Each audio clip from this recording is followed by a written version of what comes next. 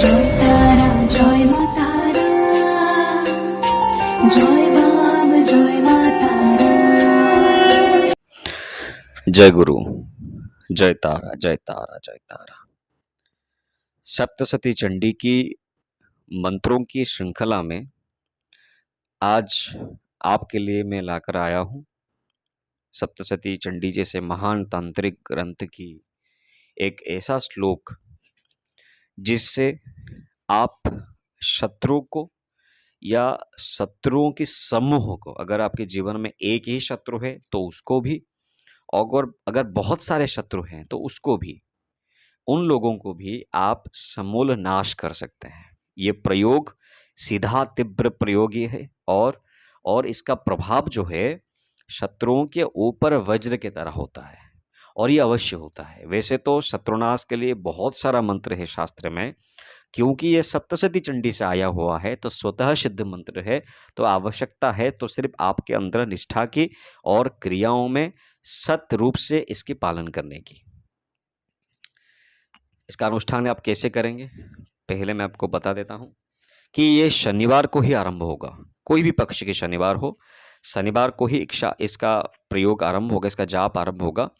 तो इसमें क्या होगा ना, काली माँ की पहला आप पूजा करेंगे। इसमें दुर्गा माँ की स्वरूप की पूजा नहीं होगा, सामने काली माँ का स्वरूप को आपको रखना है, फोटो रखना है या फिर मूर्ति रखनी है या फिर यंत्र रखना है। अगर आप फोटो रखते हैं तो ध्यान में रखिए कि ये स्मशान काली का ही फोटो होना चाहिए, ठीक है।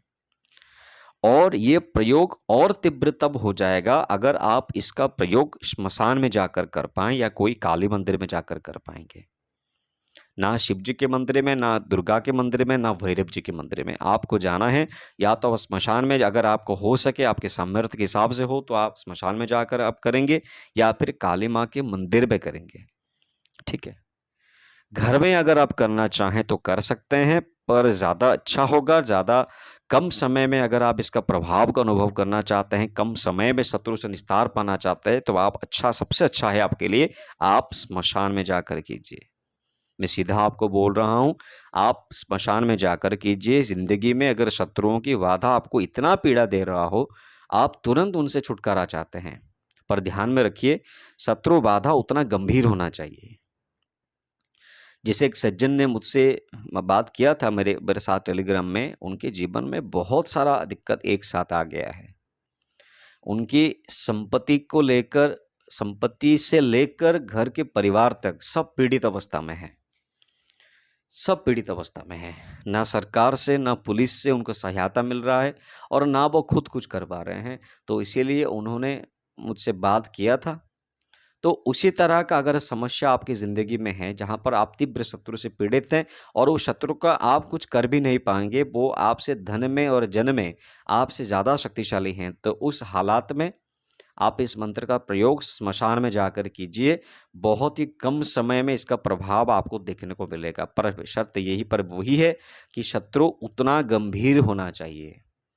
आपसे, आपकी पड़ोसी से आपकी झगड़ा हो गया, छोटी सी बात को लेकर झगड़ा हो गया, तो आप इसके लिए जाकर इसका प्रयोग करेंगे तो ये काम नहीं करेगा आपके लिए। जितना समस्या, देखिए आप मत सोचिए कि आप जो कर रहे हैं वो भगवती नहीं देख रही है, उसको सच्चाई सब पता है और वो परिणाम भी उसी के हिसाब से देगा ना।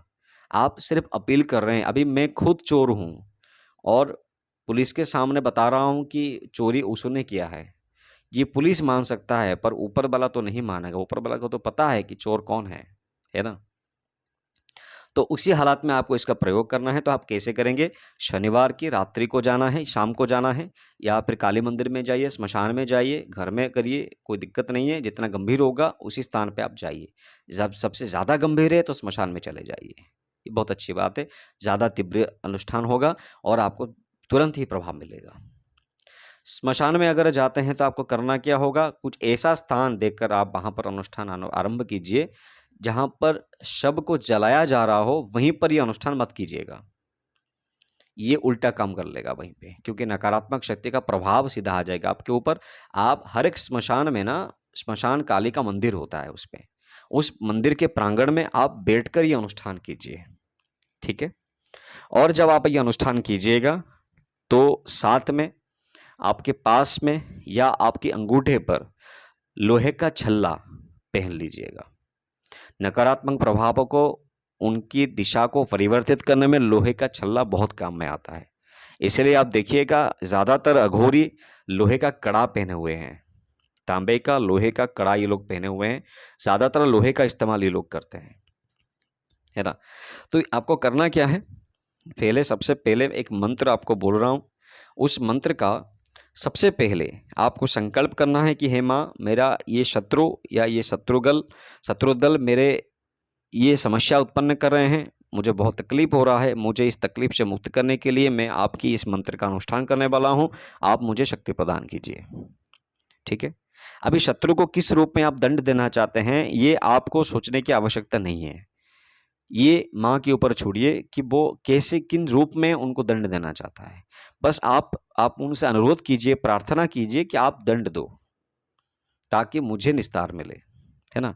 तो सबसे पहला मंत्र जो है, जो आपको जाप करना है, कैसे आप करेंगे, वो मंत्र ये है, ओम उत्थाय च महासिंहम देवी चंडमधावत गृहीत्वा चस्य केशेषु शिरस्ते नासिना छिन्नात फट।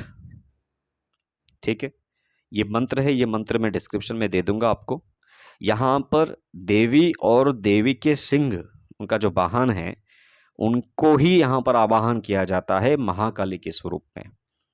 और इस मंत्र के आगे ओम है और अंत में फट है। जब फट लग जाता है ना किसके मंत्र के अंत में, तो वो शक्ति मंत्र से मारण मंत्र में कन्वर्ट हो जाता है। उसका काम ही होता है मारण करना या तारण करना, बहुत ज़्यादा प्रभावी हो जाता है। ठीक है, तो पहले इस मंत्र का 9 माला आपको जाप करना है। 9 माला आप पहले रुद्राक्ष पे जाप करेंगे। इसके बाद क्या करेंगे, इसी मंत्र से दुर्गा सप्तशती के 7वें अध्याय का पाठ आपको करना है और संपुटित करके इसी मंत्र से पाठ करना है। संपुटन कैसे करना है, मैंने अपने पहले विचंडी श्रृंखला का पहला वाला वीडियो देखिए, वहां पर मैंने बताया था कि संपुटित कैसे होता है। पहले ये मंत्र बोलेंगे, फिर 7वें अध्याय का पहला मंत्र, फिर से यही मंत्र बोलेंगे। तो 7वें अध्याय का श्लोक के आगे और पीछे इस मंत्र को लगाना है, ये होता है संपुटित मंत्र। और इसी तरह से आपको एक पाठ इसका करना है। उसके बाद पुनः इसी मंत्र का 9 माला आपको जाप करना है। और ये अनुष्ठान आपको तब तक करते रहना है, शनिवार से आरंभ करेंगे, अवश्य शनिवार से आरंभ करेंगे। जब भी शत्रु बाधा से मुक्ति चाहिए होता है तो शनिवार ही उत्कृष्ट दिन होता है, तो शनिवार से ही आरंभ करेंगे और तब तक करेंगे जब तक आपको निस्तार नहीं मिल जाता। और अगर आप ये अनुष्ठान घर में करते हैं तो तकरीबन 1 महीने से 2 महीने लग जाएगा। मंदिर में जाकर करेंगे तो 2 महीने के अंदर इसका प्रभाव आ जाएगा। ज़्यादा बोल दिया, उसी के अंदर आ जाएगा। अगर आप स्मशान में जाकर करते हैं तो 1 महीने के अंदर आपको प्रभाव मिलेगा। और ये अनुष्ठान समाप्त होने के बाद, मतलब जब आपको शत्रु से निस्तार मिल जाए, शत्रु का नाश हो जाता है, उसके बाद आपको क्या करना है, प्रायश्चित के तौर पर, क्योंकि आपने एक व्यक्ति को पीड़ा पहुंचाया है ना, तो प्रायश्चित के तौर पर आपको एक ब्राह्मण भोजन करवाना है और खुद पंचामृत लेकर घर में स्नान करना है। उसके बाद कभी भी आप स्मशान में वापस मत जाइएगा। ठीक है, ये बात आप ध्यान में रखिए। और आशा करता हूं इसके साथ जो प्रयोग मैंने दिया है प्रबल शत्रु बाधा के निवारण में, ये स्तोत्र या ये जो प्रक्रिया मैंने बताया बहुत कारीगर होगा। और ये मंत्र मैं आपको डिस्क्रिप्शन में दे दूंगा। आज के लिए मैं अपनी वाणी को विराम देता हूं। जय तारा, जय तारा, जय तारा।